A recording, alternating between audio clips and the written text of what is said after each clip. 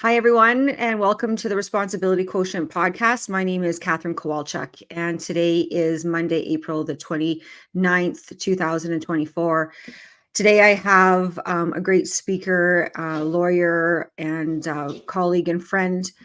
I think you in the truth community anyway will have heard of James Kitchen and what he has done in Canada to bring attention to human rights violations, especially since COVID, but he was with the Justice Center for Constitutional Freedoms before COVID started.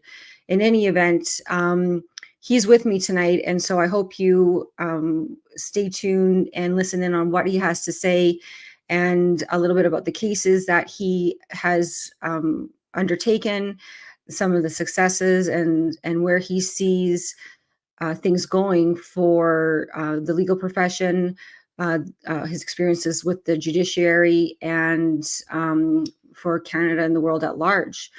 As I mentioned, he's a civil liberties lawyer who fiercely advocates for human rights, health freedom, freedom of speech, freedom of religion, both in the courts and with various tribunals. He is the chief litigator for the Liberty Coalition Canada and Christian advocacy organization that seeks to restore freedom in Canada through litigation and social advocacy. He often discusses his many publicly litigated cases on podcasts such as this and through various media. As I mentioned, he was with the Justice Center for Constitutional Freedoms, and in 2021, James launched his own legal practice. He has appeared before trial and appellate level courts in multiple provinces, as well as tribunals, as I've said, across the country. Among other things, he sues the government entities that have violated people's rights and freedoms and represents employees who have been wrongfully terminated, students who have been discriminated against on the basis of their religious beliefs, and professionals facing charges of unprofessional conduct. It's my pleasure to bring as my guest today, James Kitchen. Thanks Hi, for having James. me. Hey, how you doing? Well, I'm still kicking. Every day it feels like it's Groundhog Day in the world of bad news. But we still get up, put one foot in front of the other, and it's because of people like you fighting the good fight that we have reason for hope, and every day we have more and more Canadians waking up. So for that, I'm grateful. I am too, and I'm very blessed to be able to have the fight. I consider it an honor to be able to do what I do, to fight for people's rights, to have such wonderful, principled people as clients who want to fight for their rights and not just take it and carry on and try to hide and think and hope that the government will just leave them alone as long as they don't cause a ruckus. I don't think that's right, and I'm glad that if I didn't have people, if there weren't people still in the country who wanted to fight and wanted to stand for what was right, I wouldn't have any clients. I wouldn't be able to do what I do. So I thank those people and I thank my clients, and it really is a wonderful thing to be able to do what I do. Well, I'm grateful that I met you as well. I remember feeling very alone and isolated within my profession 4 years ago when the COVID hysteria launched in Canada. And I looked around the legal profession in Alberta, and I couldn't see anybody really resisting until I went to a few rallies, and I met some people, Doris Reimer being one of them, and we started Lawyers for Truth. And I know that you were with Lawyers for Truth for a little bit, and still, I technically still are, although Lawyers for Truth has not really been active in the last little while. Certainly, we did what we could during the COVID era to bring awareness about what we thought our laws were. On trying to understand the Constitution and the Charter of Rights and Freedoms. I've, since come to learn that, the Charter was actually the worst piece of legislation we could have ever enacted in Canada. And we are suffering. What we are experiencing today is the direct result of that legislation that has fundamentally eroded our rights and freedoms, notwithstanding it claims to promote them. And it's destroyed, or it's helped destroy, in my opinion, the moral and social fabric of our society as we know it. And COVID was really hard for a lot of people, and I know that you were instrumental in helping people, employees, especially I think during that time, trying to navigate the system. But we're not really out of the woods, and we're still seeing the injustice continue, and we see these draconian pieces of legislation being tabled, and we can get into that maybe a little bit. And we also have governments still promoting the jab. Yeah, that's pretty wild. I know. I see that. There's no accountability. There's absolutely no accountability. But I mean, I could rant and go on a monologue all night. But why I wanted you on was one to catch up with you, but to get a sense of what cases you have been taking on. I'd like you to summarize, some of the, more public cases, or any of the cases that you really want. And I know you have, you're going to a tribunal this week on the case with the Red Deer Catholic School trustee that was, I guess, forced to resign. Is that correct?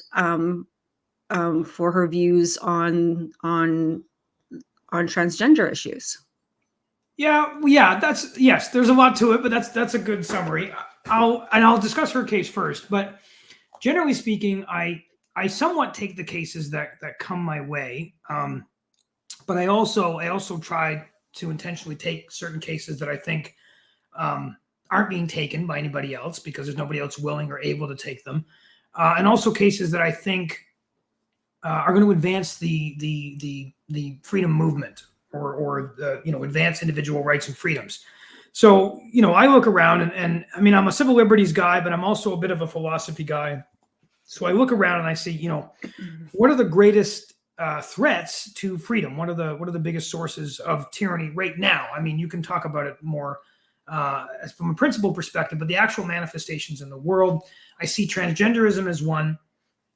I see COVID as one. And while COVID is essentially over sort of politically or socially, it continues on legally, of course, because the legal world takes 10 years to fully respond to an event in time.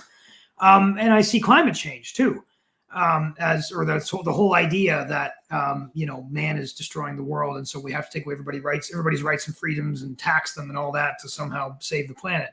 I mean, there's other ones, I'm sure, but those three in particular. Now, I don't have any climate change litigation. It's difficult to litigate in that area. But anytime there's a transgender type case or there's a COVID type case, I try to take those on because I don't see anybody else doing a good job of that, and because it matters to me, and because there's really nobody else that I think feels like they can, especially with the transgender stuff. At first, litigating against COVID was a terrible idea, even among civil liberties lawyers. I mean, if you go back to 2020, I was the lone voice at the Justice Center initially that was railing against this stuff, and people thought I was crazy. And so I was on that boat really early, and then it kind of came in vogue, and some more and more lawyers got on, and they litigated against it, and it was kind of somewhat acceptable. The transgender thing is tough because even among civil liberties lawyers, right, nobody wants to touch it. And it's interesting to know why, and this is just a sort of a commentary on the legal profession and how dangerous it is for it to become so monolithic and controlled the way it has in Canada. There's lots of lawyers that might disagree with sort of the trans madness or the trans tyranny, but they feel stuck. One, because they're usually working with other people, right, who only care about reputations and money and billable hours and whatever. So if they're a partner in a firm and they take a case like this, the other partners are mad at them. So they're stuck that way. Two, they might have a bunch of normal clients who might leave them. And so they feel stuck that way. Well, I can't sacrifice my billables or my income, right? I got to meet my obligations. And then there's just ones that are just plain old scared of what, their social class is going to think, or their friends, or whatever. And so they feel stuck. They can't take Monica LaGrange's case. They can't take Josh Alexander's case.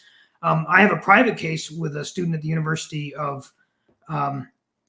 Alberta who was kicked out of his program because he couldn't call a man a woman. Or sorry, it was a woman, and they wanted to be called a man. He was what? He was a student? He was a student. And so this is a private case, so I can't get into the details too much. But he was kicked out of his program at the university because he wouldn't call a woman a man. He's like, I can't do that because of my religious beliefs, right? So so this to me is really, really awful. It's really, really insidious. The people who have religious beliefs, or maybe not even religious beliefs, just a matter of like a belief in the truth, and they want to be able to express themselves and not lie. That's the trans stuff, right? It's like whether you're a Christian or not, or Muslim or Jew or whatever else, even if you're not, the trans movement is you must speak a lie. Now, obviously the trans people think it's true, but other people saying, well, a man is a man, a woman is a woman, and you can't be the other, and you can't switch, and you can't all this stuff. And they say, I don't want to have to speak that lie. And the trans people are trying to say that, well, you must, and we're going to use the force of law against you. And think about how awful that is, right? You're being told that you have to speak a lie, or the laws. We're in a dark place when that's happening. So that to me is a big deal. And so anytime I have one of those cases, I try to take it if I can, because I don't see anybody else who's willing or able, partly because the legal profession is so captured in the sense that people feel like they got to make money, and they got to uphold their reputations. And I had one lawyer in particular who said, I don't know how you do this, because you'll just lose. Like, how do you not lose clients? And it just dawned on me that I didn't even think about that. I'm not even worried about that. Right. One, I wouldn't care if I lost some clients over it. Two, I just happen to be, because of the type of practice I have, I happen to have all clients who believe in free speech. Not all my clients are Christian. Some of them have radically different views, but they're all fundamentally pro-free speech, at least to a degree. And so they don't care if I take some client that's different than what they are. Right. And also I think, it's because of your faith probably, and correct me if I'm wrong, where that, when you're standing in the truth and doing the right thing, God has your back. Like we know that we will be provided for. And so those instances that people are afraid of, and I think that's what has kept a lot of people from speaking out and going along to get along about all of this is that fear, right? And so, but I know for me, it's my faith that like really COVID brought me definitively closer to God.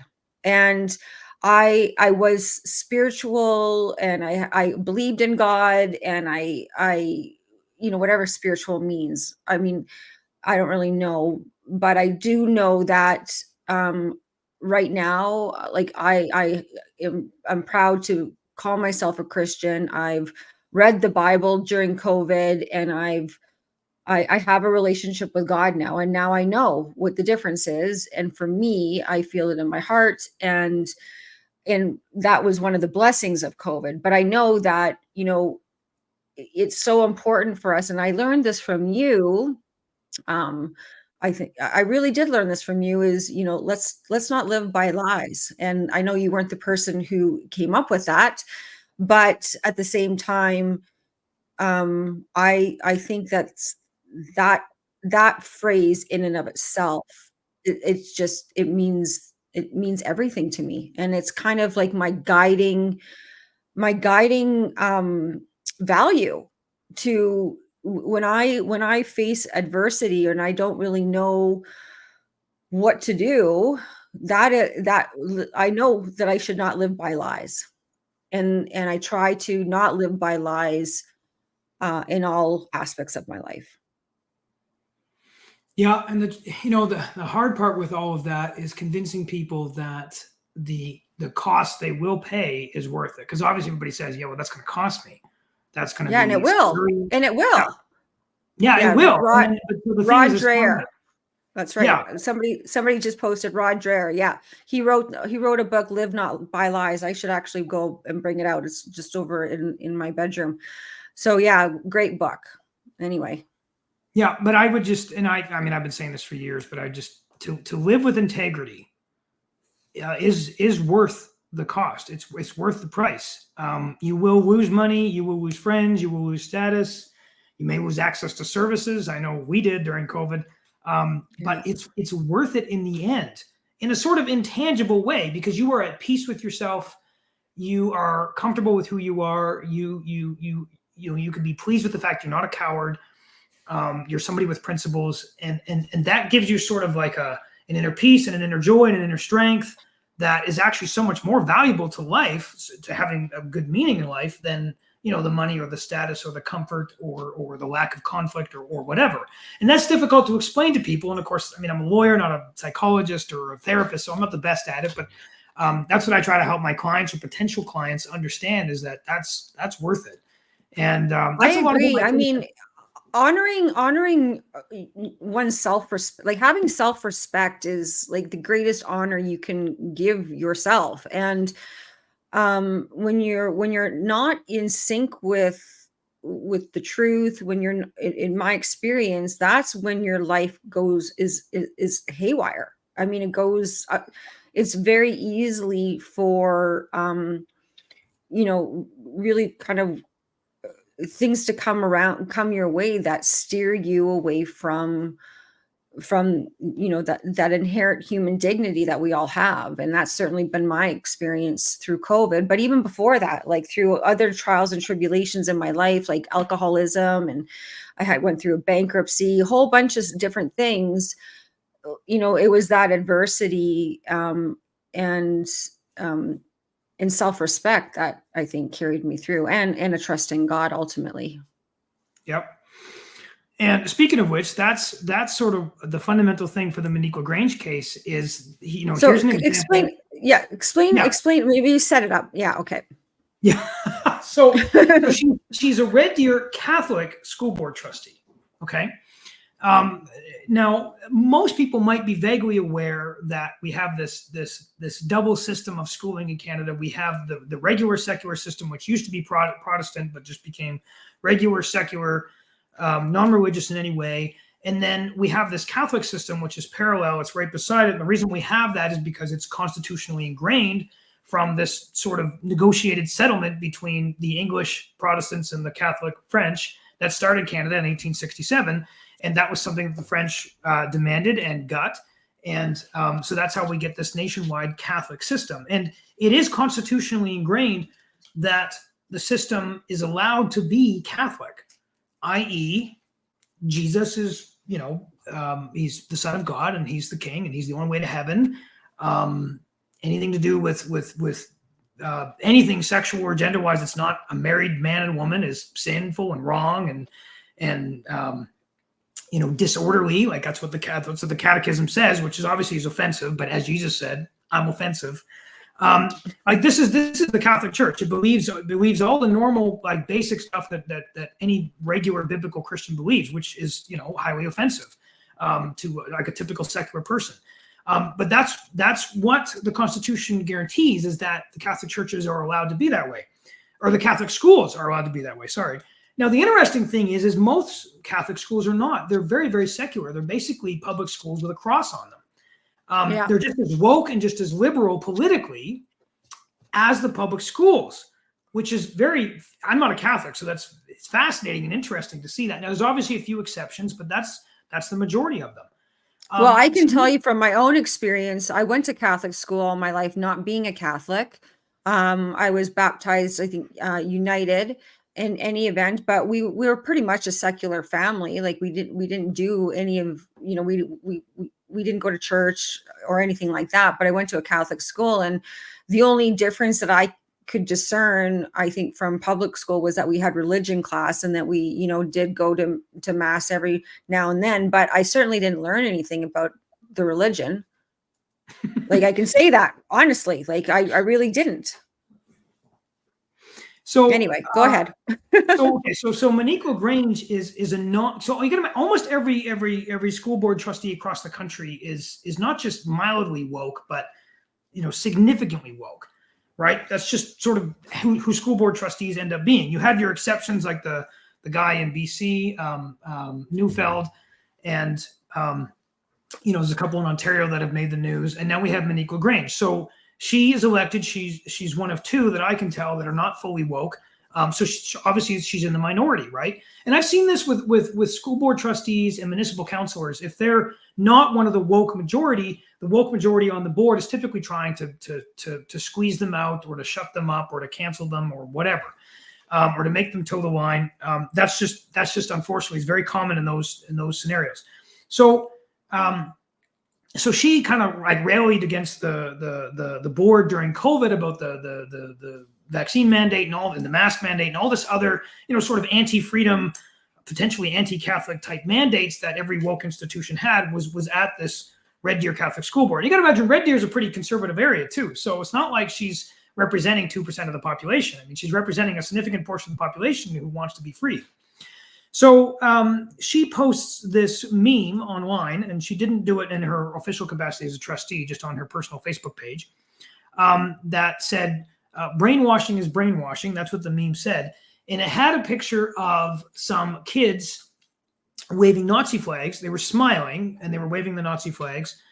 And then you have some kids underneath, and these kids are like, 7, 8, 9, 10 in the old black and white photo. And then you have kids same age, maybe a little younger, 6, 7, 8, 9, 10, and they're waving Pride Progress flags. So this is the Pride flag with that triangle in it that is got the. Now there's an umbrella on it, apparently, which means I don't know. Anyway, I don't know. Go ahead. Okay. So the idea is, and it is communicated to most reasonable people. The idea is that, look, the kids waving the Nazi flags are not Nazis. They're just kids who have been given this flag and told it's good, and so they're smiling and they're waving it, and they have no idea what it means. They have no idea if they agree with it. Okay, they've been brainwashed into thinking it is good. Now we all think, I mean, Nazism is pretty much the epitome of evil in most people's minds. Culturally, that Hitler and the Nazis have represented the epitome of evil, even though they're not necessarily, they are evil, but not necessarily the most evil. There's plenty of other really evil things. But that's what they represent, right? And then you have these kids waving these pride flags. And again, it's the same thing. These kids don't know what it means. They don't know if they believe it. They don't know if they would believe it when they get older. They're just taught, they're told, they're indoctrinated, they're brainwashed into thinking this is good. And I believe this, even though I don't know what it is. And I'm going to celebrate it and promote it, right? And that's the problem. Now, the LGBT community and their allies would say, well, we don't have beliefs. We don't have ideologies. We just have what we say and what we think is true and how we act and how we live. But the outside world says, well, no. You obviously have a worldview. You have an ideology. Your ideology is that you can be whatever gender you want. You can have sex any way you want, with whoever you want, however you want, whenever you want, wherever you want. Absolutely no limitations. And everybody just has to celebrate you, and everybody just has to adore you. And there can be no talk of whether that's actually good or whether we should have sexual morality or any of that, because all that stuff is just like undermining your identity and boxing you in and discriminating against you. So, and then furthermore, not only is this actually a belief system, but obviously, the people who hold this belief system try to promulgate it. They try to spread it. They try to put it onto things, right? The pride flag has got to be everywhere, and we got to force everybody to use our pronouns, and we got to force everybody to do as we say. And so clearly, if it wasn't a belief system, there wouldn't be such a push to force it on everybody else. That's just what, there were all kinds of religious people that did that type of thing in the past. They forced it on other people, or at least that's what it felt like, the people having it forced on them. So it is an ideological belief system. So let's stop pretending it's not. And, a lot of people get that, right? So when they see this, they're like, okay, this isn't like anti-gay or anti-trans per se. We don't hate these people. We're not bigots. We're not trying to discriminate against them. We're just pointing an obvious fact that this flag represents ideology. The Nazi flag represents ideology. The hammer and sickle represents ideology. The pride flag represents an ideology. And whether we agree with that ideology or not, it represents an ideology. And when you give it to little kids and you tell them to wave it, right, you are doing the same thing that people who gave the Nazi flags to those kids and told them to wave it, right? You're doing the same thing. And this is where people, obviously the LGBT people would freak out at that. But a lot of regular people would say, yeah, I see that. I see the brainwashing. I see the indoctrination. And it's not okay. It might be okay if they were adults, They can choose, but they're kids. It's not okay, right? I mean, you wouldn't be okay with all kinds of other ideologies, religious or not, being promoted to kids who are too young to understand what it is. You wouldn't be okay with that. And so that's what this is all about with Monica LaGrange. And so the woke school board trustees, of course, they feel like, well, we have to discipline this. We have to punish this. This is wrong. We disagree with this. It's not part of our woke worldview, right? And so that's what they do. They discipline her. So this is where I got involved. She called around. She found out about me. She got a hold of me, and I represented her and made some submissions before the board. And the board decided to punish her quite severely. And to make my point earlier about the whole truth bit, what they initially did with her is they called her into sort of a quick ad hoc secret meeting and said, okay, we just need you to apologize and renounce what you did and recognize it was wrong and not do it again, and then we'll patch things up. And this is where most people would have just said, okay, fine, that's what I'll do, right? But she said, no, I didn't do anything wrong. I know I didn't do anything wrong. I'm not going to apologize. What I said was fine, actually. Sure, it offended people, but that's okay. My job as a trustee is never to offend anybody. It's to represent what I think is right. That's what I was voted in to do.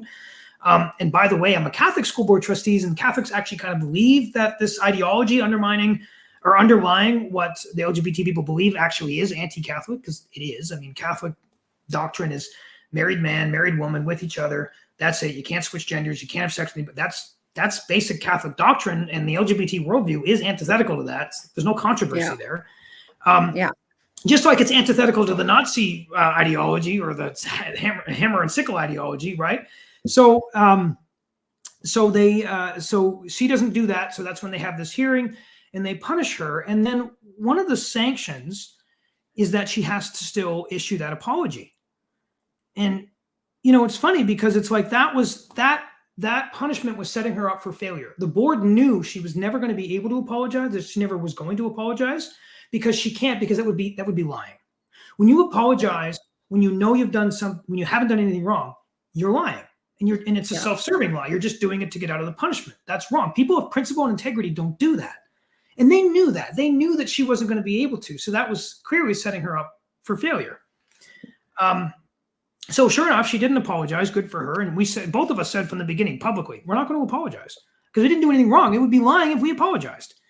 And so sure enough, she talked a little bit to the media, not a lot. It was mostly me, but we talked to the media about the same things that I've just mentioned. And so they decided to launch a second complaint and bring her in for another hearing. And then this time they disqualified her, which what that means is it's effectively kicking her off the board. Right. Interestingly, when this whole thing started, their very first move, they voted to kick her off the board. Before they held a hearing, before they did an investigation, before there was a complaint, they voted to kick her off the board, and they wrote to the Minister of Education asking for him to make it happen. Okay. These people were so. Okay, but let's back up a second here. She's elected, right? By people, like by elected. Constituents. Yeah. So does the board have that kind of authority that they can just do that? The Education Act, which is recently enacted, it replaced the School Act, it's only a few years old, has a new section that says school boards can disqualify a trustee.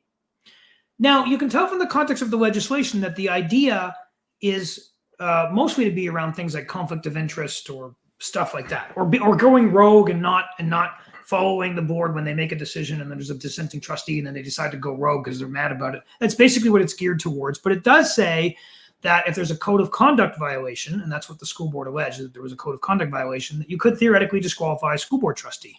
So this is the first case of its kind. This is the first case in Alberta where that section of the legislation, Section 87 of the Education Act, has been invoked to kick a school board trustee off a school board. So somewhat anti-democratic in a sense. But what I want people to realize is, so first of all, it's a very novel case. It's definitely groundbreaking, but it's very interesting to me, and I have alleged this as a procedural fairness problem. The school board, before they ever got a lawyer involved and before they ever did anything properly, they voted to kick her off. So before hearing the evidence, before hearing her arguments, before investigating anything, they voted to kick her off immediately. So it was a very emotional reaction, as it often is amongst the woke types, right? There's very little rational thought. It's mostly just emotion. We're mad at you. You've said something that we perceive to be bigoted against the LGBT community. We're going to light our hair on fire and cancel you. And we're going to be all emotionally motivated. And we're not going to care about due process because we don't care about that. We just care about our cultural hegemony and enforcing it. And so then they decided to call their lawyer. And so then they backtracked and they said, oh, well, we realized we shouldn't have done that. And so now we're going to hold this hearing. And so it was kind of a show trial to begin with. Like, we all knew where this was going. Hence the forced apology, which is setting her up for failure, which is going to allow them to have a second hearing to disqualify her down the road. So, but through it all, she's maintained her integrity, right? And she's lost her school board position. I mean, it's not like she's making a ton of money off of it, but it clearly meant a lot to her. She decided to run, right? And she served the first 2.5, 3 years of her term. But unlike most people, she kept her integrity and lost her position. Most people just would have apologized. You see it all the time. Someone says something that's probably truly what they believe, right, about the LGBT movement, and then they get caught, right? So they apologize because they're like, well, what am I going to do? I'm going to lose my reputation. I'm going to lose my position, right? I'll just issue some fake apology, right? That's what everybody wants, is this fake apology, right? And then I can carry on, right? She didn't do that. And so good for her. I mean, she's maintaining her integrity. But notice that, through all this, notice the fact that it's the Catholic school board. Like, interesting, right? Like, why do you have all these woke Catholic school board trustees that are kicking off the person who's actually upholding Catholic doctrine? As offensive as it is, she has a right to uphold it, constitutional right. She was elected to do that, right? These people feel so self-righteous about what they believe that they feel they should be able to do this, right? So how are they justifying it? Like, what is the justification that they're? Well, there's not much. I've been through the briefs here because, of course, I have my hearing in 2 days. This is before the Court of King's Bench in Red Deer. It's virtual. People can join it. It's going to be an open public hearing. A lot of people are planning to join. When and what time, James? 2 p.m. on Wednesday, May 1st, it starts. Okay. And then it goes from 2 to 4:30. The next day on Thursday, 10 to 4:30. And then Friday, if we need it, it'll be from 2 to 4:30 again. So it's over the course of 3 days. My assistant tells me that the link is actually on the court website for Red Deer. So apparently the public can go in and get access to it, which I think is good. That's the way it should be. Well, and can your assistant, James, send that link to me maybe, or yes. and then I can send it out too. And I will note the Democracy Fund, which I imagine a lot of your viewers have heard of, is actually funding this case. So they saw the need for this case. I mean, obviously this is expensive, right? To take the school board to judicial review, it's not cheap. I have to do all this work. I have to write these great big factums, and then I have to prepare and show up at the hearing, and I have to go through this great big 200-page long record. It takes a lot of time, so it takes a lot of resources. So I thank the Democracy Fund for it, and I encourage people to show their support by donating if they want to.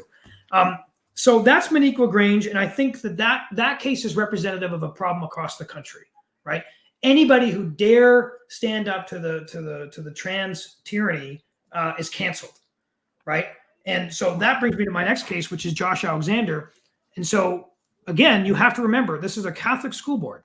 So Josh Alexander holds basic Catholic beliefs. Okay, boys can't become girls. Girls can't become boys, and boys should not be in the girls' washroom.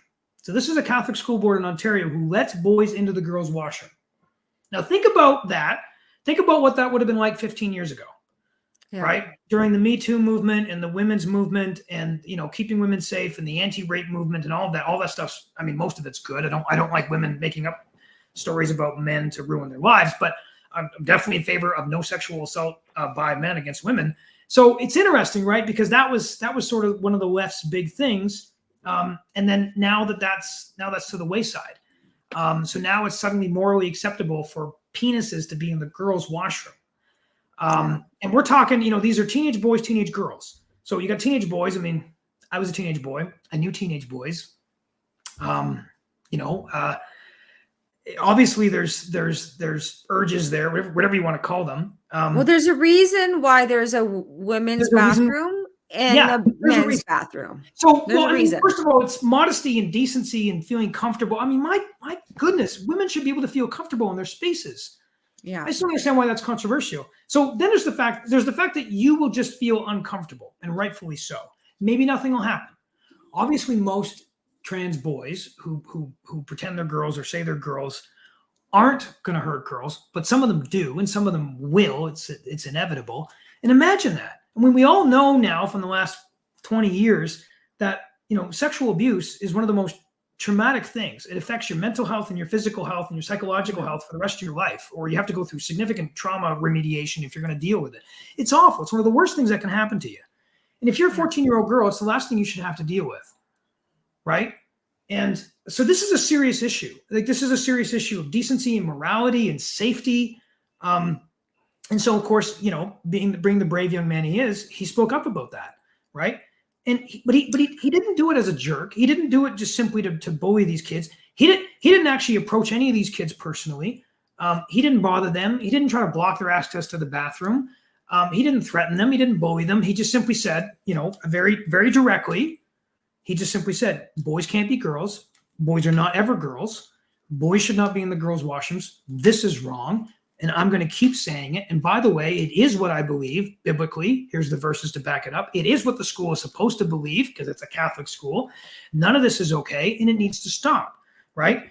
And so the school board literally kicked him out of school for saying this. I mean, these are his religious beliefs, so it's religious discrimination, okay? They're calling it bullying when it's clearly not. He's not motivated by bullying. He's not bullying these kids. He's just simply saying something that they don't like because it disagrees with their worldview, right? And meanwhile, he's literally saying everything that the Catholic Church the Catholic school supposedly bases itself on. And so there was a secret, very, very secret hearing that only I was allowed to go to. Nobody else was allowed to go to besides me and Josh. There was 3 school board trustees there, and we made our case, and predictably enough, they completely ignored us and issued a secret decision. Secret decision. So there's a decision right now that only I have read, and Josh Alexander has read, the lawyer helping me has read, that has upheld the decision to kick him out of the school. Okay. Why is it how is it secret? Can you explain? Well, because they want it to be. Because they want it to be secret. Which is interesting, because if they're so sure they're right, why are they making their decisions secret? Right? But under what authority can they make this secret? Under their own authority, right? Now, it's wrong, it's unlawful. It's called a publication ban. It goes against the open court principle, and so it's unlawful and unconstitutional. Okay, and I have taken that decision to judicial review at the Ontario Divisional Court. And once I file my brief, which is currently being drafted by my associate, that brief gets filed, then my record gets filed, and in that record is that secret decision, and then I'll be able to share it with the world, because once it's filed with the court, they can't do anything about it. So it's basically, it's an abuse of power, right? You have these school boards or all kinds of these other government agencies, and they can do, in their own little world, they can do whatever they want. And they do whatever they want. They don't give 2 hoots about things like the open court principle. They just do it hoping they can abuse their power and get away with it, right? Because it takes people like me, and it takes resources, people willing to donate, and takes strong people like Josh Alexander to actually stand up and do something about it and push back and expose it. And most of the time, these entities just get away with it. People don't even know, right? They do because of the stress, because of the cost, because of the time, because of the public ridicule. I mean, I've never met Josh, but I've certainly followed what he was going through. And I mean, what a brave man, like a young man, like he's, and I'm just shocked. Like, what are your thoughts on why are they what's going on with the Catholic Church? I mean, I know you're not Catholic, I'm not Catholic, but how is this, what's going on here?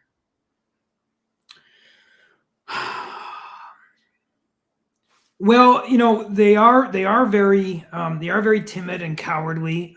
They've been beat up a lot, and they've kind of fallen prey to that idea that you can apologize your way out of it, or you can appease your way out of it, right? So they've taken that tack overall of appeasement and apologizing to the left or to the LGBT community or to whatever, right?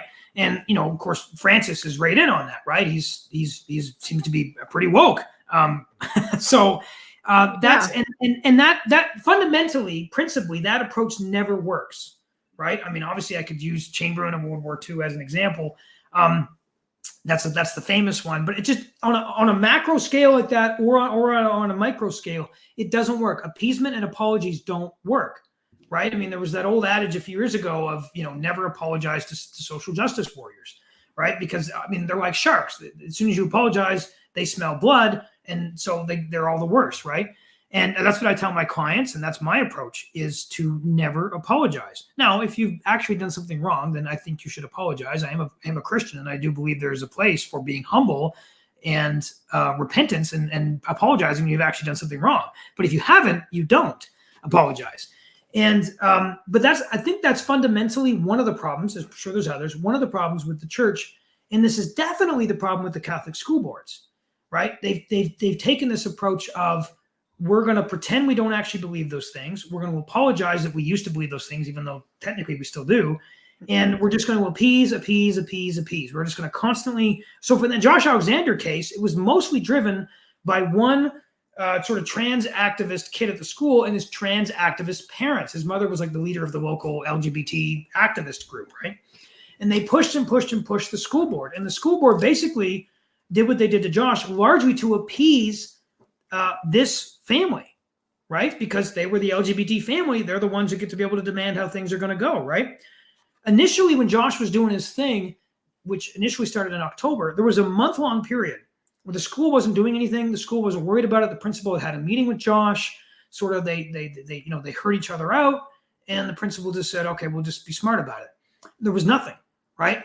And then, of course, we get a month in, and that family is beating down the doors of the school. And so finally the school decides, well, we have to appease the LGBT activists, so we have to take action, right? And then so they start drumming things up, and Josh plans this protest, and the school board smells blood and says, okay, he's planning this protest. We can make this out to be some terrible thing that we have to intervene on. And that was the original basis for why they originally suspended him. There was other suspensions and exclusions, and they arrested him. Of course, everybody probably remembers that. But the impetus for it was way back in October, November. The school board was quiet for a month. Then they felt like they had to appease the main LGBT activist in the school and decided they got to take action. And so they drummed something up and sort of made it look like, oh, well, we were always planning to do this kind of thing, right? This is how it goes, and the sort of the real politic of how things work, right? And then they're stuck, right? They've made this terrible and lawful decision, but they have to go with it, right? They have to save face. And they can't just humbly back down and say we were wrong, right? They got to keep going. But the Constitution says you can be Catholic. So if a boy says, I want to go into the girls' washroom in a Catholic school, the Catholic school has the constitutional right to say, we have a religious belief that no penises in the girls' washroom. I know that's what the Human Rights Tribunal says, but the Human Rights Act is subject to the Constitution, and the Constitution allows us to actually be Catholic. That's literally what it says. Okay. I know it says that, but in all, like, that's not what's occurring though. Like, practically speaking, and with these legal cases, that's not what's happening. None of the Catholic schools have decided to take that route. They've all taken the appeasement, apologizing route, and they've all said, well, we have to do this because the Human Rights Act says that penises have to be in the girls' washroom. That's literally what they said, but that's not true. But most people have believed them because, I mean, they speak with authority, right? People don't know the law about this. It's really complicated and nuanced, right? But that's really interesting, right? The Catholics fought to have this right in the Constitution, and now they explicitly reject it, and follow this path of appeasement and apologizing, and then they go and they kick out students who literally hold Catholic beliefs on gender and sexuality. It's bizarre, and it's wrong. I mean, it's unlawful, and it's wrong, and it's not like it's an interreligious fight. It goes to society, right? If you have a boy who says, my friend Jane, a girl, is really upset because there's penises in her bathroom. I'm going to say something about it. I'm going to do something about it, and I'm going to say that boys can't become girls because that's truth, and that's the truth that I believe. I mean, people should be free to do that. Obviously, I should go without saying, but in an open and free and democratic society, an equal society, people should be able to say that. And you know what? We obviously have a lot of tolerance in our society for people believing all these crazy things and acting on it. I mean, if we have a boy who thinks he's a girl and wants to act on it, we have a lot of tolerance for that. I don't necessarily think that's bad, but it needs to cut both ways. If that boy is gonna try to promulgate this belief that he's a girl, he's going to be criticized for that belief. Yeah, but okay, so sure, yeah, ideally, but we have to realize what's actually happening, though. I mean, like, Christianity, like we are seeing Christianity is under attack. They do not want any um person who believes in God to be allowed to say anything or to have their views prevail, because they're regime changing us at the end of the day. Like, I mean, I just saw like this, I mean, we know about the World Economic Forum, the United Nations, this whole stakeholder capitalism, which is just there, it's the left's floofy language that just means communism. And so, I mean, that's what it means. So they're ushering this in, and I mean, communism is not based in God and Christian principles. It's the opposite.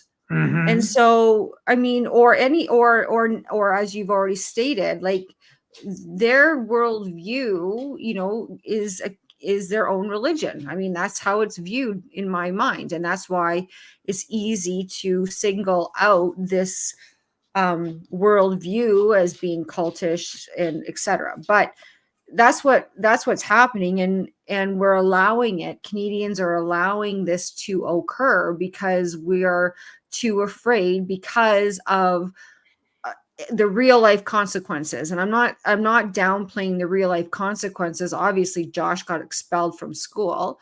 Like, I don't know what he's doing on that end. So there's that.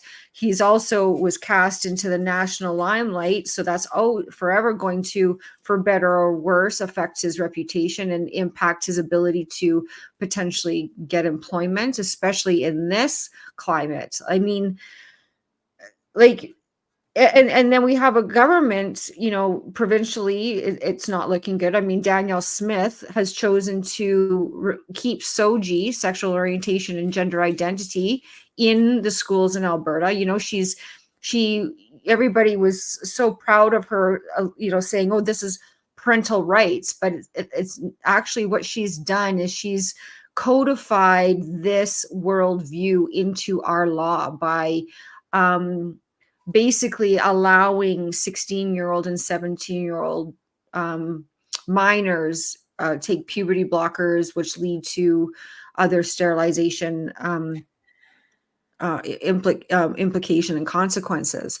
She's allowing SOGI to be in the classroom still, and saying, well, the parents can opt out their children. Okay, but let's play this out to this logical conclusion. When I was during COVID, and I was trying to advocate for my children who were at the time, what were they, 13 and 9, and I was saying to them, look, you don't have to wear a mask if you don't want to. I will do whatever I can so you don't have to wear a mask. And they chose to wear a mask, not because they wanted to, but because they were afraid that they were going to be bullied and ostracized. And they would have been. And they would have been, not only by the students, but by teachers and adults. And so this is what's going to happen to these parents and to these kids who get pulled out of their SOGI class. They are going to be singled out, and it's going to create more division. That's what I predict. And I hope that's not the case, but I don't see how it goes any other direction, especially because their worldview is so dominant right now, and there's such little tolerance for any criticism whatsoever.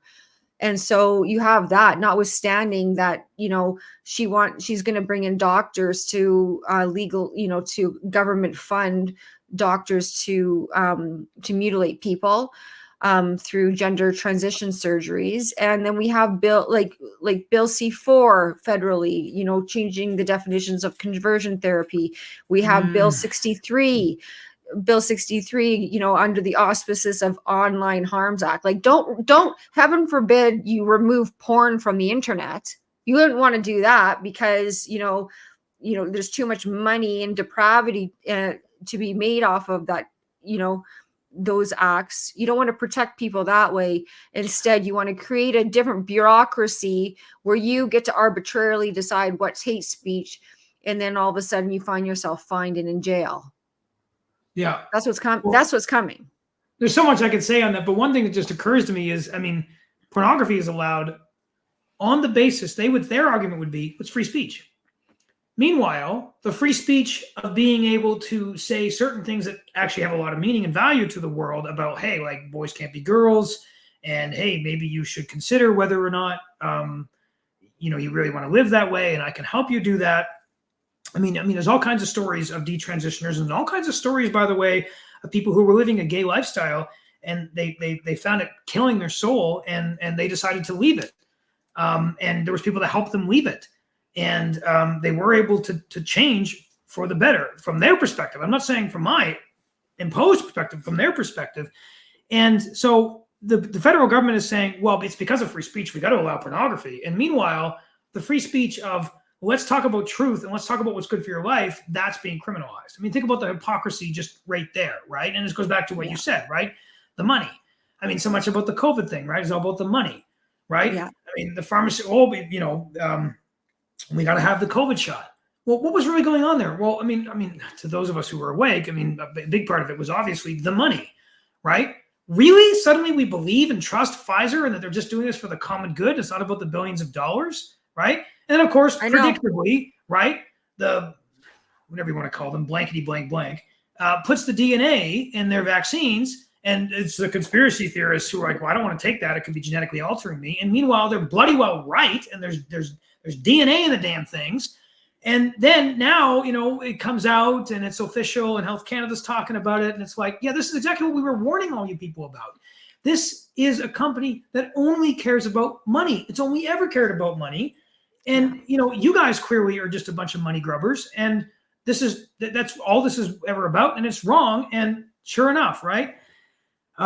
So anyways, so just to finish on the Josh Alexander case, that is being funded by Liberty Coalition Canada, which is a great organization. It's similar to the Democracy Fund and the Justin Center insofar as they raise donations, crowdfunding. They get donations from people, and they pay for my work to do these cases. And they're explicitly Christian, and they're the only one that is, and they do that on purpose. It's not to offend people. It's because, in a free country, you should be able to do that. The Democracy Fund and the Justice Center are sort of, they're secular, they're non-religious. But the Liberty Coalition Canada is explicitly religious. I'm explicitly Christian. I'm fine with that, even if other people aren't. And so we take cases like this, and so I would encourage people to donate towards the Josh Alexander case. We were only able to continue that case because in January, I went on a talk show by it's called Talk Truth with the Huntsbergers, and I pleaded with people to donate so we could do that. I do a ton of free work, okay? Yeah. But I can only do so much. I know you do, and I do know that your rate is significantly lower than many lawyers.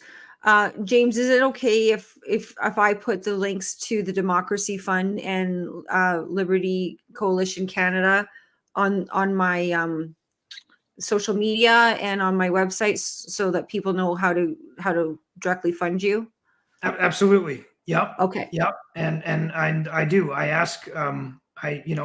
Some people might think this is terrible, but I'll tell you right now, everybody needs to really understand that I could easily go off into the blue and make a ton of money and quietly live my life with a ton of money and just get it all from doing regular stuff. I don't have to be doing this. I make a lot more money doing something else. I don't get paid to do these podcasts. I do it because I care. I actually care about humanity. That's why I do what I do. I got to make a living.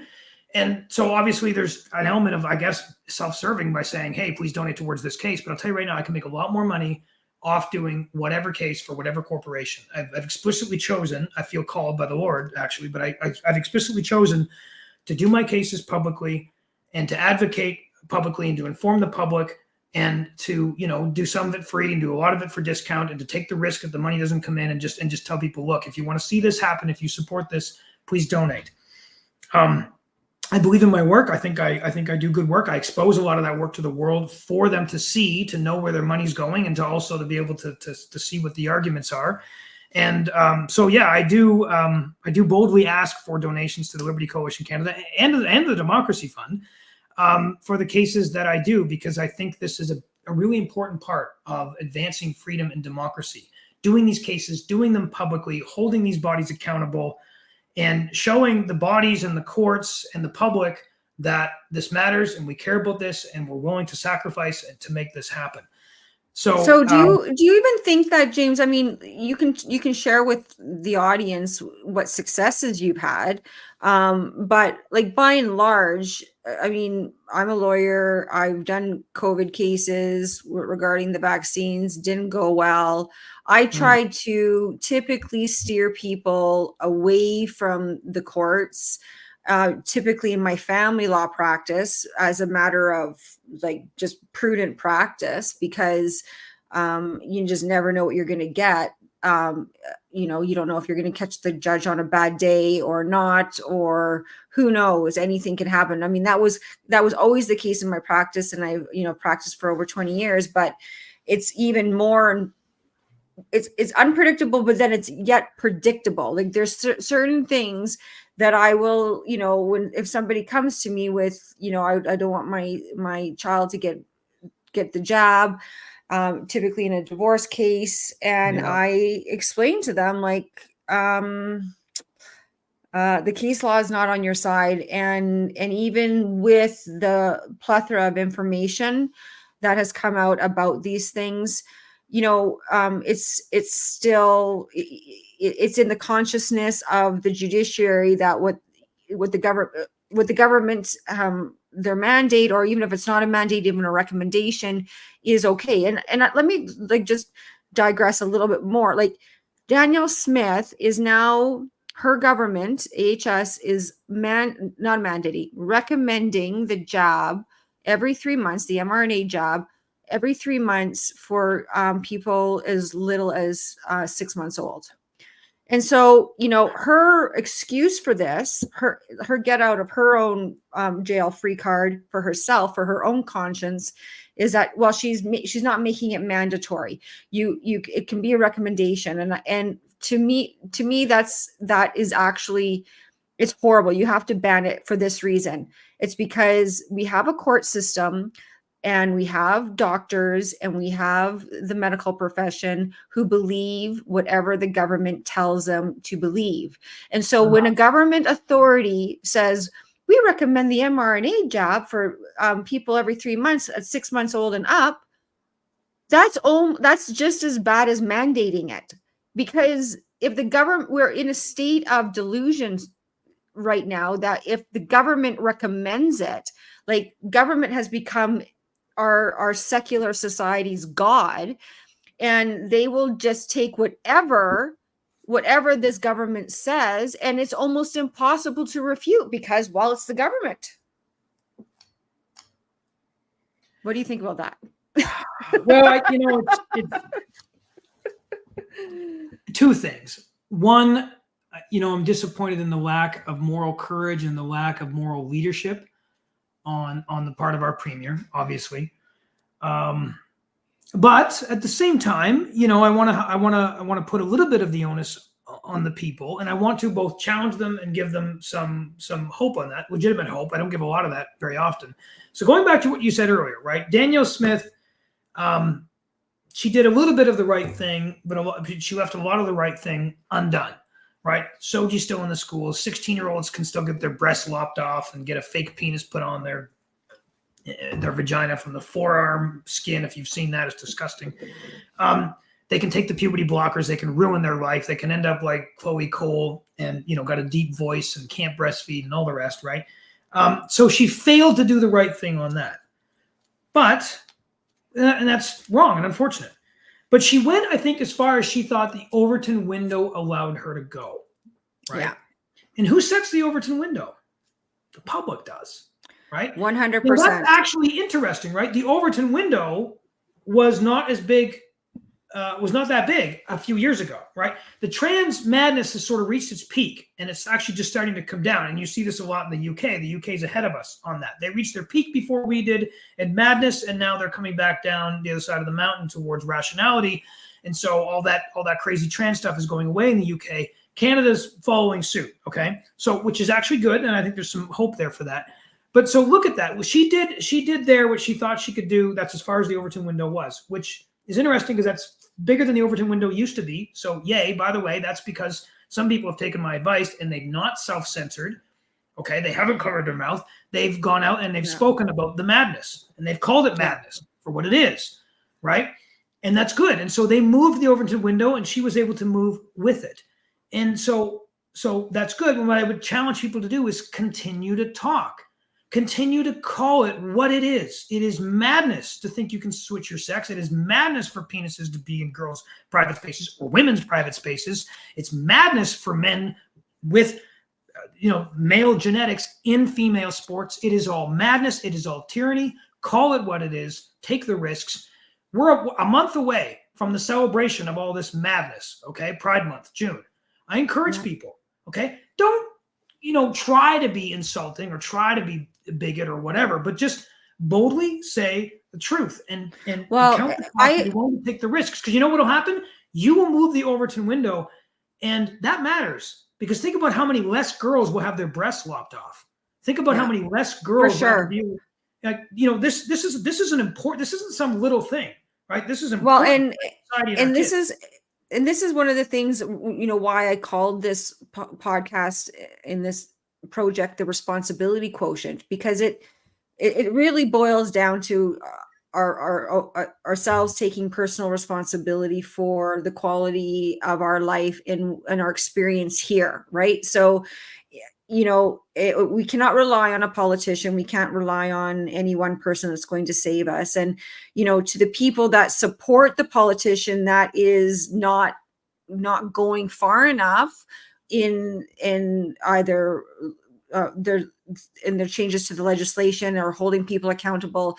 Well, who is that really a reflection on? Like Danielle Smith, in fairness to her, she's, like you said, she's kind of gauging where the public's at here. And she's still getting a round of applause from her base, thinking that what she's done is a victory for parental rights, when in fact it's actually not. Like I was stunned when she made the announcement, going, well, so now it's official in Canada, in Alberta, we are a society that believes in this lie.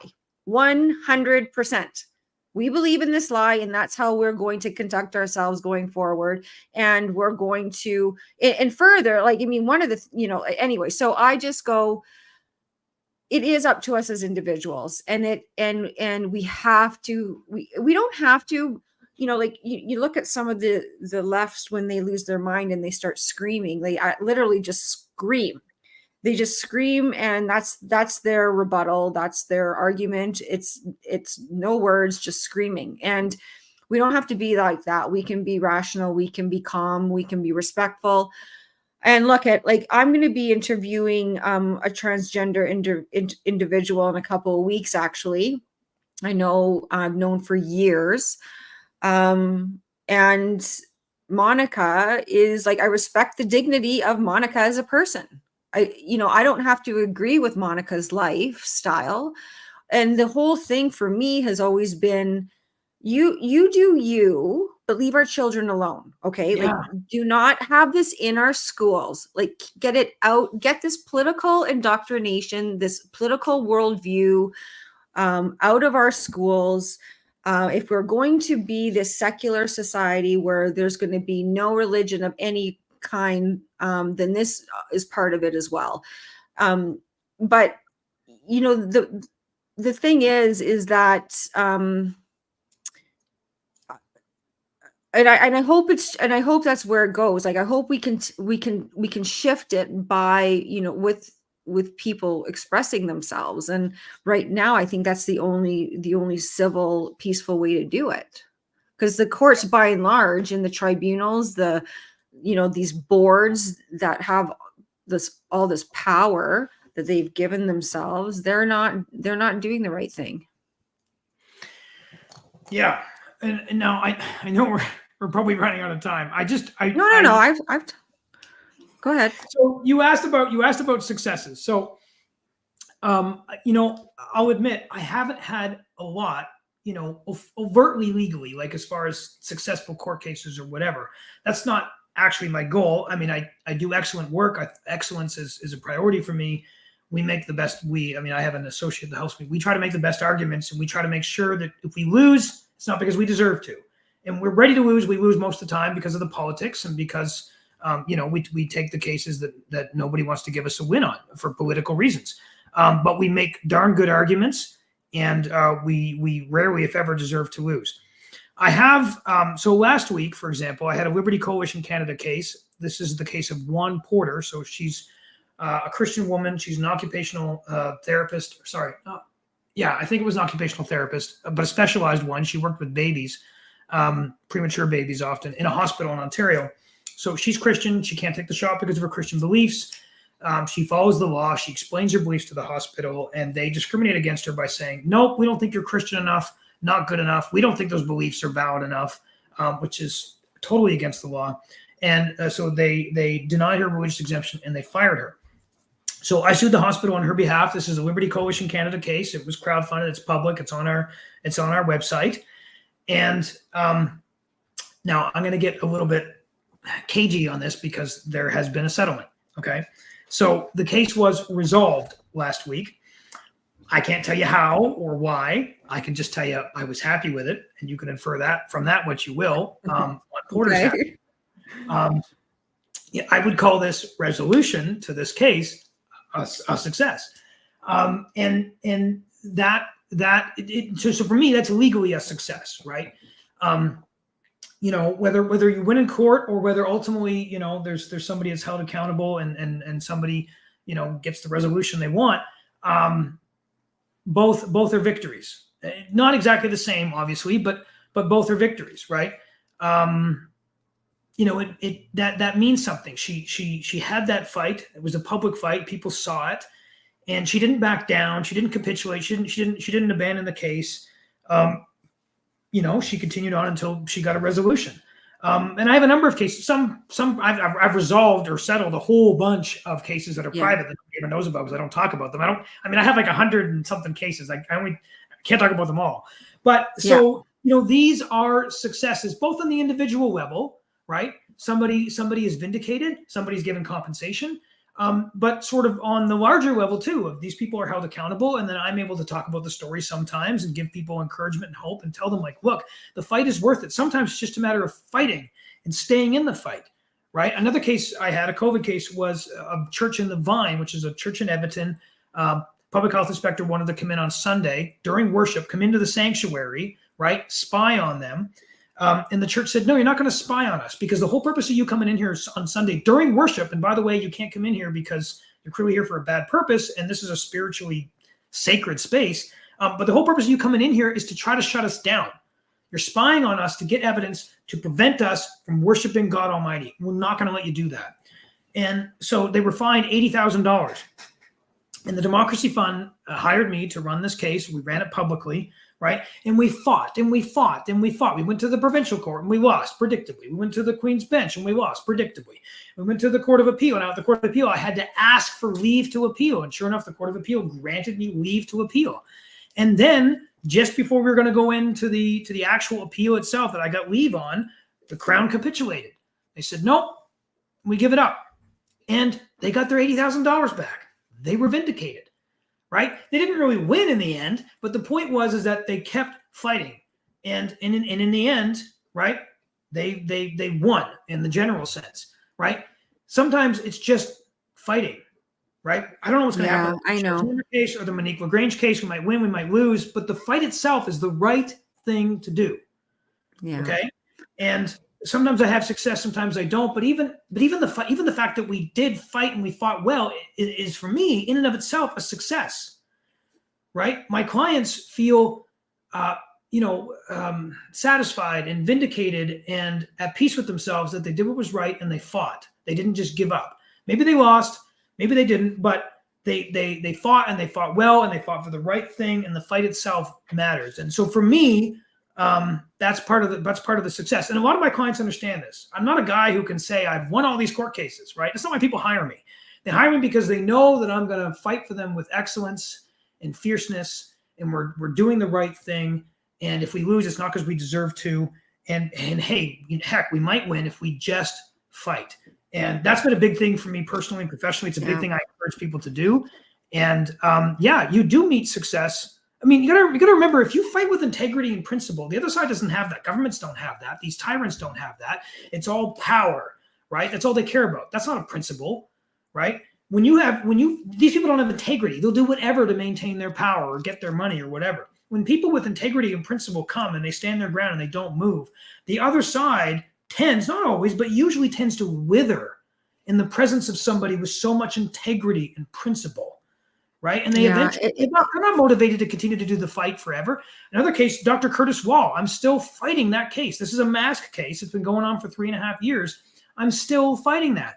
The College of Chiropractors of Alberta has spent, over $600,000 persecuting this guy, and he hasn't thrown in the towel. He's still fighting. I'm still fighting. We're going to keep going. And the other side, the college hates the fact that we're still going, but we are, because it's about principle. It's about truth. It's about what's right. The masks didn't work. They were harmful, and we're never going to stop saying it, and we're going to keep fighting until we literally can't fight anymore. And we're going to hold them accountable. And in that case, obviously, is as well. It's public. It's on the Liberty Coalition Canada website, and I encourage people to donate to support that one as well.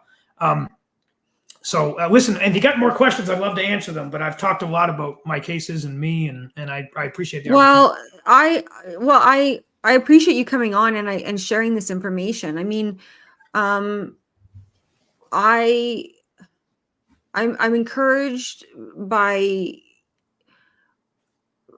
your kind of enthusiasm for the fight this long into, like, I know you were a human rights lawyer before COVID, but certainly this resisting this tyranny and is exhausting. So I think what you're doing is admirable.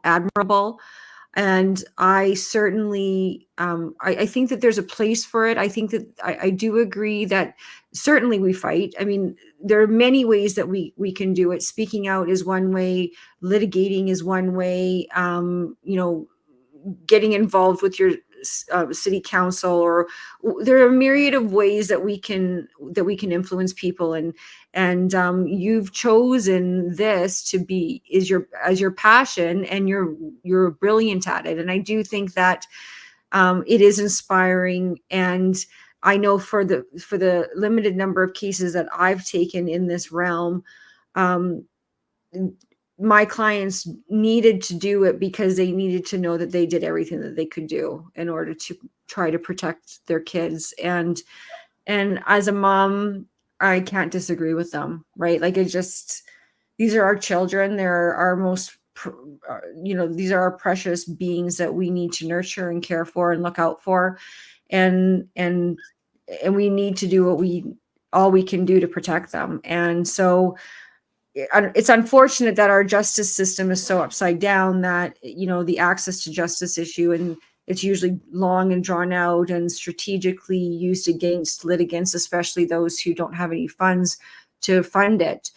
But certainly it's something that I can relate to as a mom myself, but also as a lawyer. So thank you.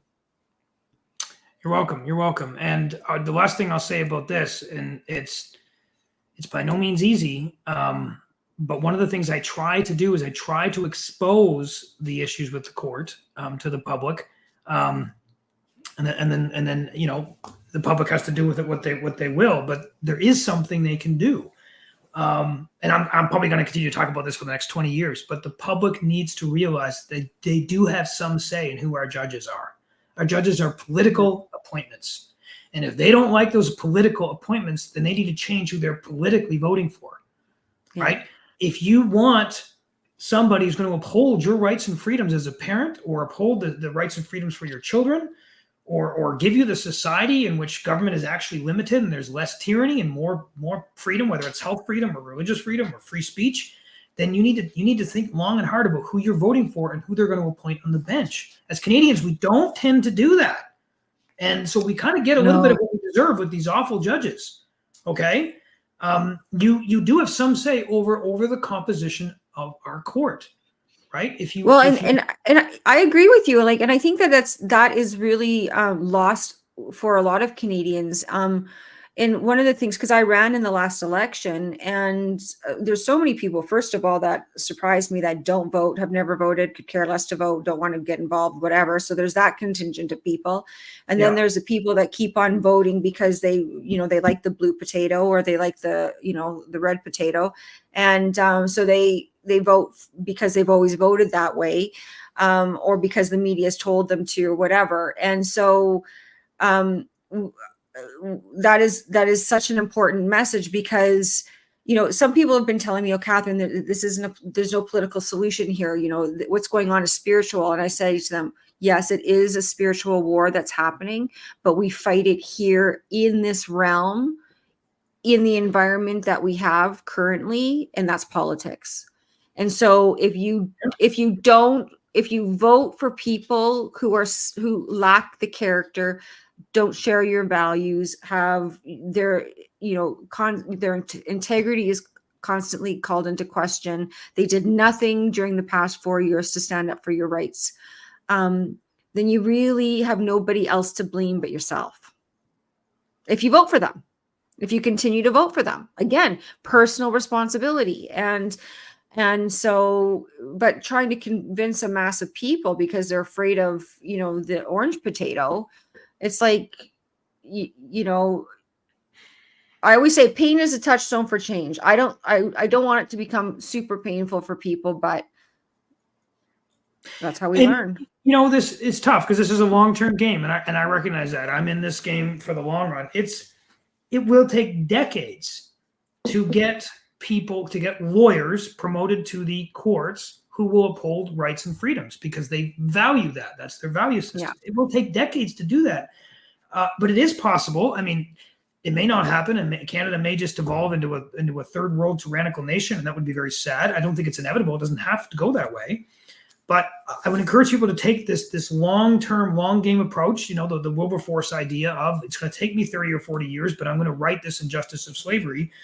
We can look at this, and I'm going to right this injustice of all these judges who just uphold this, left-wing socialist, big government, anti-individual rights and freedoms worldview. I'm going to do what I can to fix that. And I'm going to start talking about it. And I'm going to start making it an electability issue, and I'm going to start making it a big deal, like the Americans have. Okay, and we can look at what this looks like, right? The Americans did more to safeguard their rights and freedoms for their children for generations, decades to come, by electing Trump. Why? Because Trump appointed 3 judges who are going to generally, not always, they're not perfect, but generally they're going to uphold the constitutional rights of individuals and limit government. Right? And whether Biden or Trump wins the next election, those 3 are still there, right? They're still forming that conservative majority that are upholding the constitutional rights of people. And so the Americans have done more to entrench that for them for generations to come than any individual election. And the Americans realize that, or at least the freedom-minded ones realize that. The freedom-minded Canadians need to realize that, need to catch up to the Americans on that.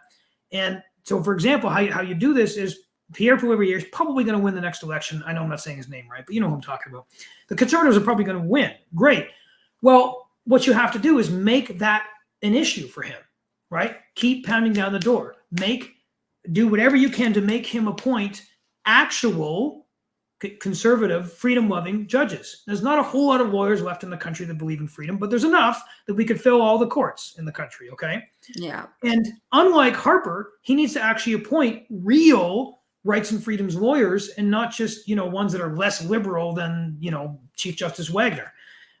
We need to make that an issue, and I plead with people, and I know people it's going to take decades before they listen to me, and I get it, but I'm just going to keep saying it because that is one of the fundamental ways you turn this country around in the long run. There's only so much the federal government can do to destroy America in the states. They are, but they can't do it as completely as Canada. Why? Because there's still a significant body of judges, especially at the Supreme Court, that can hold them accountable and keep them back. And we're missing that in Canada, right? There's only so much I can do. I do a lot, and I'm glad to do what I do, but there's only so much I can do because I pretty much never encounter a rights and freedoms oriented judge. I just don't. And that's up to you, the people, to fix that, right? I can fight for you, and I will, and I'll do a good job, but you have the power over the years to change who I'm appearing in front of so that I can actually win, right? Freedom people actually win in the US. They win their court cases sometimes because some of their judges actually believe in that and actually uphold that, and they're not scared to, right? And I think this is a big challenge, but a big source of hope, legitimate hope, long-term hope, but legitimate hope for people in Canada and the freedom movement who want to address this. I don't hear anybody else talking about it. So I hope to set a trend and people start talking about it. We have all these podcasts about it because I think that's going to be huge. I think so too. And, one of the things that I'm always reminded about is that, it's really, even if we are successful in just changing one person's heart and mind, then we're doing our job according to the Bible. And it doesn't feel like a victory and a win when that happens because it's so small and insignificant. So we think, but I think that really that's the ripple effect. And, all you need is really that to change that one person, and who knows where that will lead. So James, thank you for coming on tonight. Thanks for providing that hope. And thanks for the fight that you continue to fight, even though, you're often the underdog or your clients are the underdog. But we do need you in this space, and keep doing what you're doing. I'm going to make sure that I get your links up so that people know to where they can donate and support you and your clients. Do you want to rattle it off just quickly? If you know the websites, just so we can tell people where to go. So it's Liberty Coalition Canada. I think it's .com. It could be .org. But if you type in Liberty Coalition Canada donate, you will find it. Even I think on the skewed Google, you will find it. You'll see a picture of me. You'll see the cases there you can read about, and there'll be a donate button, and you can donate towards our cases. And of course, the Democracy Fund, the same thing. If you look up the democracyfundcanada.com, you'll find them, and they have a donate button. And there you go. It's they make it as easy as they can. It's not difficult. If you're interested in donating, you'll be able to. Okay. Well, let's keep in touch. Hopefully we can chat again. I'd like to, find out how your case goes with Monica LaGrange. I hope you get some good results and that she gets the justice that she deserves, and that and we get a win. I mean, it would be nice to get a win and start changing the trajectory of where we see things going. But in the end, thanks, James, for coming on, and we'll do it again sometime. Yes, thank you. It was my pleasure. Okay. Thank you. Good night.